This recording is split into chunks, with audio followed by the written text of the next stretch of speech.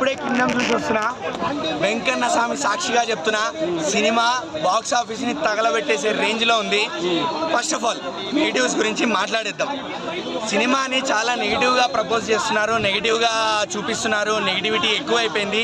ఇది ఎందుకు అనేది నాకు అర్థం కాదు. మేబీ విజయ్ దేవరకొండ గారు చాలా తక్కువ టైంలో టాప్ టైర్ 1 హీరో రేంజ్కి వెళ్ళిపోయారనో, లేకపోతే తొందరగా సక్సెస్ వచ్చిందనో కుళ్ళుకుంటున్నారో, లేకపోతే మేబీ ప్రొడ్యూసర్లకు అగెయిన్స్ట్గా పెయిడ్ రివ్యూసా ఏంది నాకేం అర్థం కావట్లేదు. బట్ మీరు ఎంతైనా నెగిటివిటీని చేయండి, ఎంతైనా నెగిటివిటీ స్ప్రెడ్ చేయండి, ఎంతైనా ట్రోల్ చేయండి. ఒక మంచి సినిమా వచ్చినప్పుడు మీరు ఆపలేరు. మీరు నెగిటివ్స్ చూడండి, కరెక్టే, ఒప్పుకుంటాం. నెగిటివ్స్ని చెప్పండి, అలా అని నెగిటివిటీని స్ప్రెడ్ చేయకండి. సినిమాలో ఉన్న పాజిటివ్స్ని కూడా మీరు యాక్సెప్ట్ చేయాలి.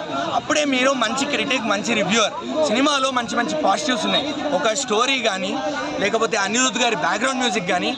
విజయ్ దేవరకొండ గారు మీరు స్టోరీ సెలెక్షన్ కొంచెం చూసుకొని చేయాలి, చూసుకొని చేస్తున్నారు కూడా, అది అర్థమవుతుంది.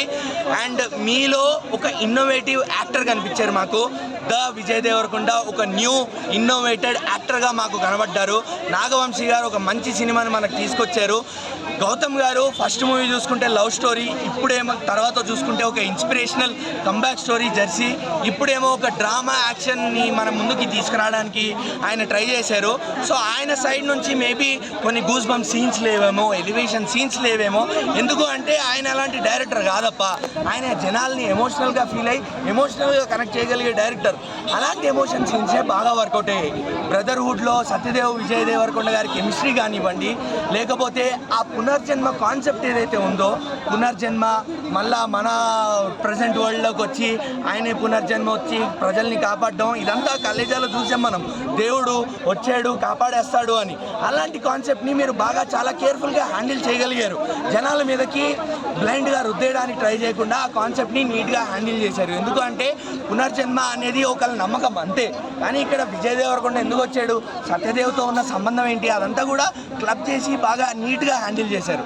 అండ్ కొన్ని సాంగ్స్ కూడా తీసేయడం జరిగింది.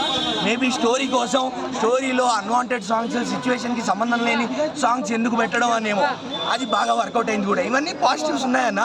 సో అంత నెగిటివిటీ స్ప్రెడ్ చేయాల్సిన అవసరం లేదు. నాగవంశీ గారు మీరు మంచి సినిమా తీసుకొచ్చారు. ఖచ్చితంగా కింగ్డమ్ 2 చేయండి, చేసి తీరండి. One of the most anticipated సీక్వెల్స్లో కింగ్డమ్ ఉంటుంది. Thank you sir.